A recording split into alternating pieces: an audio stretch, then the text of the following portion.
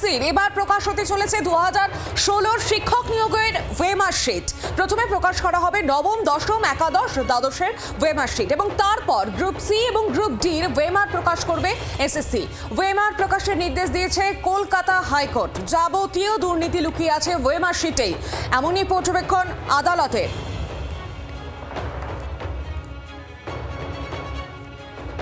আর বিস্তারিত জানিয়ে টেলিফোন লাইনে রয়েছেন প্রতিনিধি অর্ণবাংশু নিয়োগী। অর্ণবাংশু, কলকাতা হাইকোর্ট পর্যবেক্ষণ করছে যে যাবতীয় দুর্নীতি লুকিয়ে রয়েছে এই ওয়েমার্কশিটে, আর ভুল বদল দেখা গেল সরকার পরিবর্তনের পরে।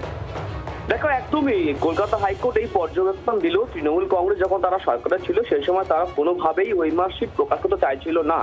যখন সরকার বদলেছে সেই সময় দাঁড়িয়ে এসএসসি তার সিদ্ধান্ত নিয়েছে যারা ওয়েমার্কশিট প্রকাশ করবে। আগামীকাল সুপ্রিম কোর্টে যখন এই মামলা, তার আগেই বিজ্ঞপ্তি দিয়ে প্রকাশ করা হচ্ছে যে আমরা ওয়েমার্কশিট প্রকাশ করব গ্রুপ সি এবং গ্রুপ ডি। অর্থাৎ এই প্রকাশে পরে স্পষ্ট হয়ে যাবে যে দুর্নীতি আর কোথায় কোথায় হয়েছে, তার উপর ভিত্তি করে কিন্তু পরবর্তী ক্ষেত্রে আবারও তদন্ত হতে পারে, সে সম্ভাবনা তৈরি হয়েছে আবার।